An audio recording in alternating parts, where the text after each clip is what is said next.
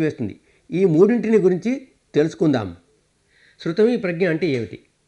ఏదో గొప్ప సత్యాన్ని విన్నాం, ఏ మహాపురుషుడి బోధను సత్యాన్ని స్పష్టంగా దర్శించిన ఏ మహనీయుడి పలుకులో మనం ఎక్కడో చదివాం, లేకపోతే స్వయంగా వారి నోటి నుండే విన్నాం.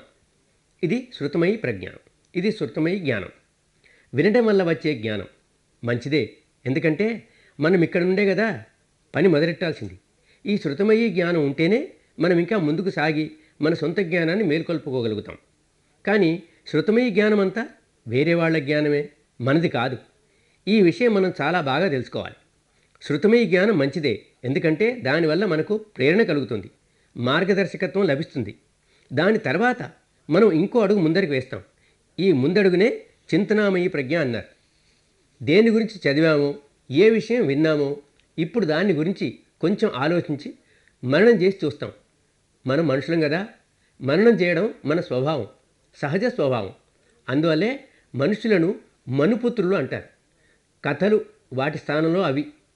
మనుపుత్రులను ఎందుకంటారంటే మనిషి తన మనసు యొక్క ప్రతిరూపమే, మనసు తయారు చేసిన బొమ్మే. అందుకనే మనుపుత్రులు అంటారు. నేను ఎలా ఉన్నాను, బాగున్నానా బాగోలేనా అనేవి మన చింతన మరణల ఫలితమే. ఆలోచన చేయడం, మరణం చేయడం మన సహజ స్వభావం కాబట్టే మనను మనుపుత్రులు అంటారు. ఏది విన్నా, ఏది చదివినా దాన్ని మన బుద్ధి అన్న త్రాసులో తూకం వేసి చూస్తాం. తర్కమన్న గీటు రాపై గీసి చూస్తాం. అది సరైనదేనా, తార్కికంగా ఉందా, న్యాయమైనదేనా, అలా అన్ని విధాలా సరిగా ఉన్నదని తోస్తేనే దాన్ని స్వీకరిస్తాం. లేకపోతే ఇలా ఒప్పుకుంటాం. కాబట్టే ఇది చింతనామయీ ప్రజ్ఞ. కానీ చింతనామయీ ప్రజ్ఞ కూడా ఇంకా ఇతరుల జ్ఞానమే, మనది కాదు. మనం కేవలం తెలివి ఉపయోగించి చూసాం, బుద్ధితో దీన్ని స్వీకరించాం. ఇది మన అనుభవంలోకి రాలేదు. ఇలా చింతనమయీ ప్రజ్ఞ కూడా ఎంతో మంచిదే.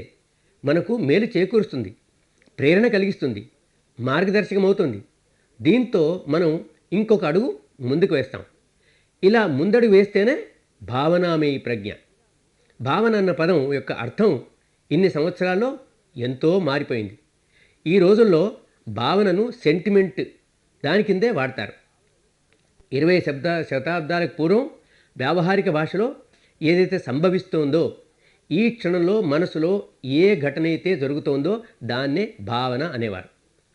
ఈ క్షణంలో ఎలా జీవిస్తున్నామో, ఏ జ్ఞానమైతే, ఏ ప్రజ్ఞ అయితే ఇప్పుడు ప్రత్యక్షంగా మన అనుభూతిలోకి వస్తుందో అదే భావన.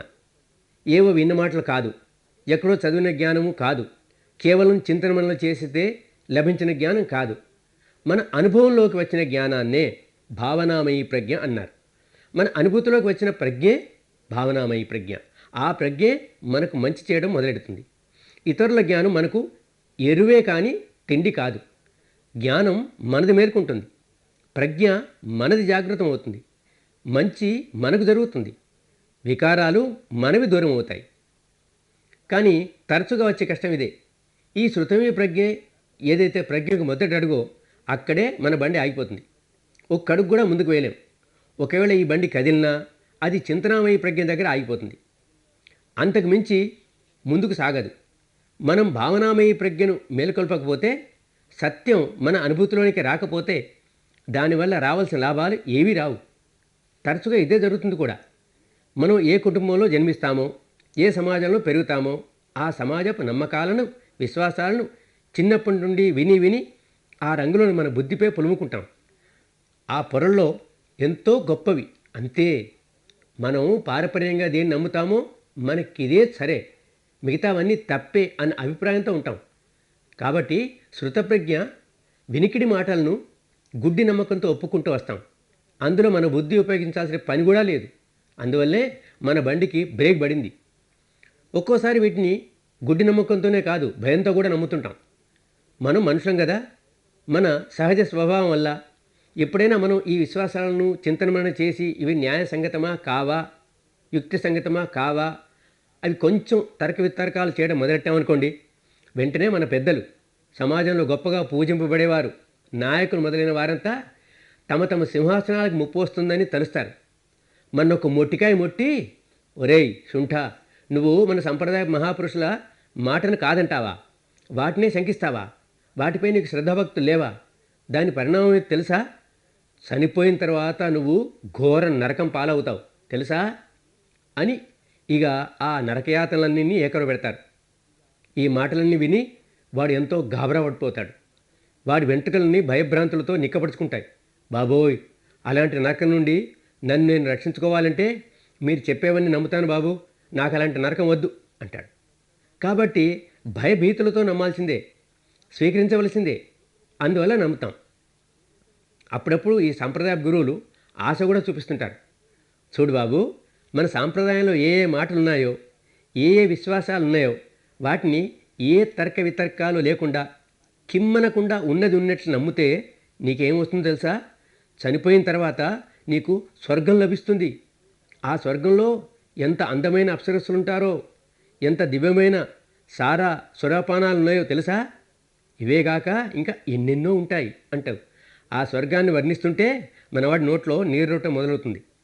ఆహా, వీటిని నమ్మినంత మాత్రాన్నే ఇవన్నీ దొరుకుతాయి, అయితే ఇప్పుడే నమ్ముదాం, నమ్మితే పోయిందేమిటి అని అనుకుంటాడు. అలా ఆశ కొద్దీ నమ్ముతాడు, భయభీతులతో నమ్ముతాడు, అంధవిశ్వాసంతో నమ్ముతాడు. అంతా నమ్మటం, గుడ్డిగా నమ్మటమే. కానీ ఎక్కడా తెలుసుకోవటం అంటూ లేనే లేదు. నమ్మటానికి తెలుసుకోవటానికి నింగి నేలకు ఉన్నంత దూరం ఉంది. దేన్నైనా అర్థం చేసుకుంటేనే దానివల్ల వచ్చే లాభం వస్తుంది. ఊరికే నమ్ముకుంటే ఏం లాభం?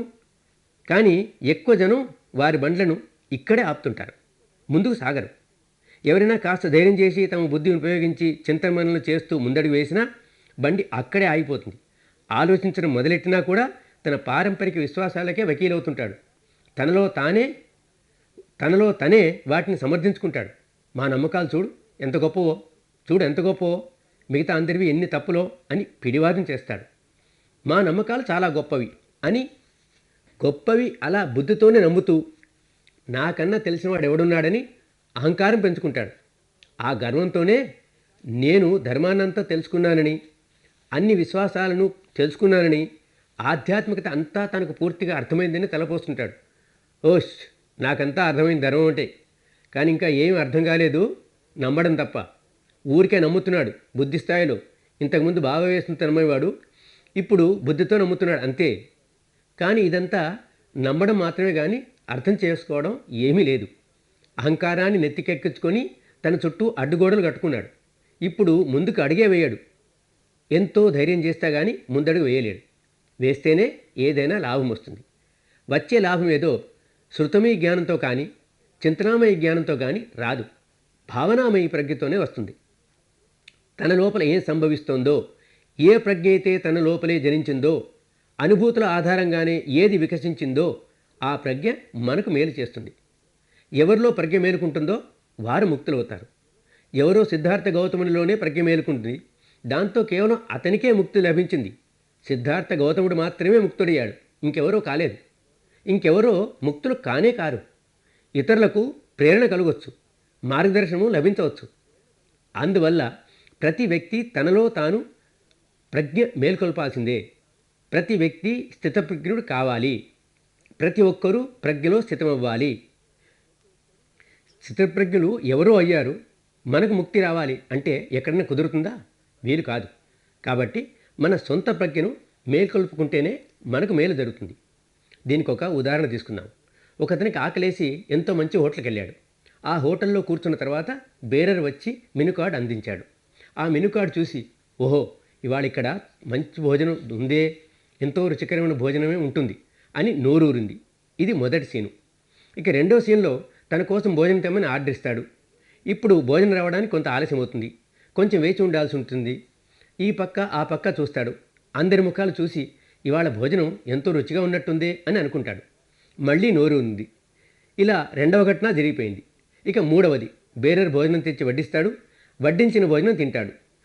వీటిలో మొదటిది శృతమీ జ్ఞానం. మెనూ కాగితం మాత్రమే చూశాడు. మెనూ లిస్ట్ చూసినంత మాత్రాన ఎవరైనా భోజనం రుచి చూసినట్లా? కడుపు నిండినట్లా? కడుపు నిండదే ఎవరికి మెనూ కార్డు చూసినంత మాత్రాన? ఇక తన అనుభవం వల్ల తెలుసు కదా, ఎవరైనా భోజనం చేస్తున్నప్పుడు ఆ భోజనం చాలా రుచిగా ఉంటే వారి హావభావాలు ఎలా ఉంటాయో. ఇప్పుడు తింటున్న వాళ్ళ ముఖ కవళికలు అలాగే ఉన్నాయి. కాబట్టి వీళ్ళకి భోజనం చాలా ఖచ్చితంగా చాలా రుచిగా ఉండాలి. వాళ్ళకి భోజనం రుచిగా ఉంటే నాకు రుచిగా ఉంటుంది కదా అని అనుకుంటాడు. కానీ దాని రుచి ఇంకా చూడలేదు, పొట్ట నిండలేదు. ఇది కేవలం చింతనామయి ప్రజ్ఞే. మూడవసారి తనకు భోజనం అందింది, తను తినడం జరిగింది, రుచి తెలిసింది, కడుపు నిండింది. ఇది భావనామయి ప్రజ్ఞ. ఇదే కళ్యాణకారకమవుతుంది. మొదటి రెండు ప్రేరణ మాత్రమే కలిగజేసి ఉండిపోతాయి. ఈ సంగతిని ఇంకొక ఉదాహరణతో తెలుసుకుందాం. అప్పుడప్పుడు కొన్ని విషయాలు ఉదాహరణలతోటే బాగా స్పష్టమవుతాయి. ఎవరో ఎల్లయ్యకు జ్వరం వచ్చింది. డాక్టర్ దగ్గరికి వెళ్ళాడు. డాక్టర్ పరీక్ష చేసి చూసి ఒక చీటీ మీద మందు రాసిచ్చాడు. అతను ఇల్లు చేరాడు. తనకు డాక్టర్ అంటే ఎంతో నమ్మకం. డాక్టర్ మీద నమ్మకం ఉండటం తప్పేమీ లేదు. అదే గుడ్డి నమ్మకం అయితేనే కష్టం. డాక్టర్ గారి పటమో విగ్రహమో పెట్టుకొని వాటి ముందు వంగి వంగి దండాలు పెట్టి ఊదుబత్తి వెలిగించి పూలు పెట్టి నైవేద్యం ఇచ్చి ఆ చీటిని తెరిచి ప్రొద్దున 2 గోళీలు, మధ్యాహ్నం 2 గోళీలు, సాయంకాలం 2 గోళీలు అని శ్రద్ధతో చదువుకుంటూ కూర్చుంటే దానివల్ల ఒరిగేదేముంది?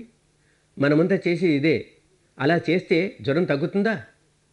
వాడే ఇంకో అడుగు ముందుకు వేసి, అరే ఇలా రాశాడేమిటి అని మళ్ళీ డాక్టర్ దగ్గర పరిగెత్తుకెళ్ళి, డాక్టర్ గారు మీరేమి రాశారు, దీనివల్ల నా రోగం ఎలా దూరం అవుతుంది అని అడిగాడు.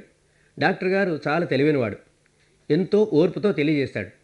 నీకు ఫలానా రోగం ఉంది, దానికి ఫలానా కారణం, నేను రాసిచ్చిన మందు తీసుకుంటే ఆ కారణం తొలగిపోతుంది, ఆ కారణం తొలగిపోతే నీ రోగం దానంతట అది దూరం అవుతుంది అని చెప్తాడు. ఆహా, ఇప్పుడు నాకు బాగా అర్థమైంది అని ఆ ఎల్లయ్య ఎంతో సంతోషంతో ఇంటికెళ్తాడు. మా డాక్టర్ ఎంత మంచివాడో, ఆయన మందు ఎంత మంచిదో అని మెచ్చుకుంటూ ఇంటికెళ్తాడు.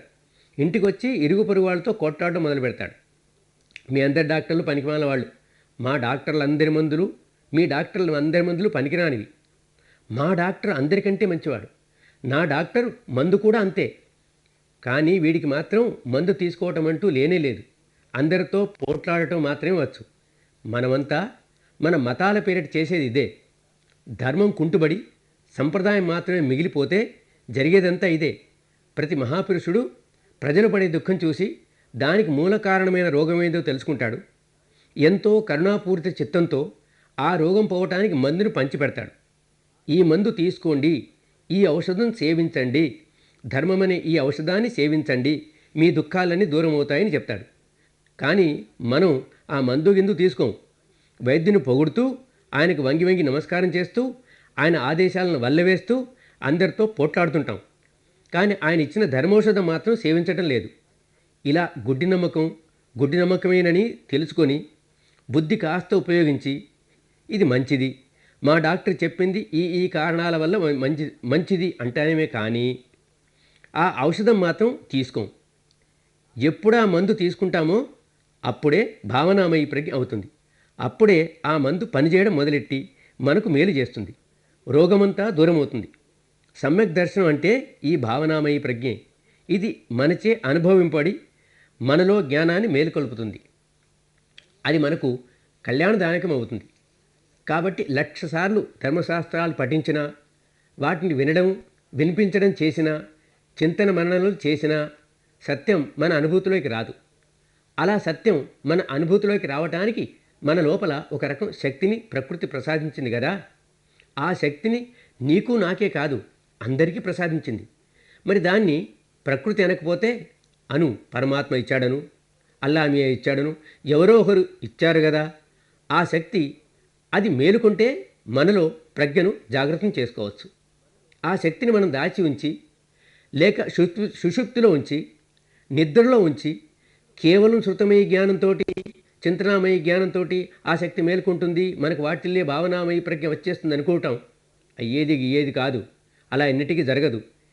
ఏవో శాస్త్రాలు చదువుకున్నంత మాత్రాన ఎవరూ బుద్ధులు కాలేరు, అర్హంతులు కాలేరు, స్థితప్రజ్ఞులు కాలేరు, ముక్తులు కాలేరు. అలాగే చింతనామనులను చేసినంత మాత్రాన ఏ వ్యక్తి బుద్ధుడు కాజాలడు, అర్హంతుడు కాజాలడు, జీవన్ముక్తుడు కాజాలడు. మన ప్రజ్ఞను మనలో అనుభూతి స్థాయిలో మేల్కొల్పాలి. మనలోని ఒక శక్తిని దాన్ని మనం మేల్కొల్పాలి. ఉదాహరణకు కంటితో చూడడానికి చూపు కావాలి. ఆ శక్తి లేకపోతే రూపం ఎలా ఉంటుందో, రంగు ఎలా ఉంటుందో, వెలుతురు ఎలా ఉంటుందో, ఆ మూడింటి ప్రపంచం ఎలా ఉంటుందో తెలుసుకోవాలని మనం అనుకున్నా తెలుసుకోలేము కదా. ఎందుకంటే చూసే శక్తి లేదు కదా. పుట్టుగుడ్డికి రంగు రూపము వెలుతురు అన్న ప్రపంచాలే ఉండవు కదా. పుట్టుకతో చెవిటివాడికి శబ్ద ప్రపంచమంటూ లేదు, ఏ విధంగానూ తెలుసుకోలేడు.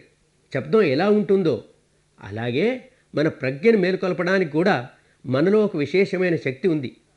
అది మేలుకొనకపోతే మన ప్రజ్ఞ జాగృతమవ్వదు. ఈ 3 రోజులుగా మనం చేస్తున్న పనంతా మనలోని ఆ శక్తిని మేలుకొల్పటానికే. ఆ శక్తి వల్ల మనలో ప్రజ్ఞ జాగృతమవుతుంది.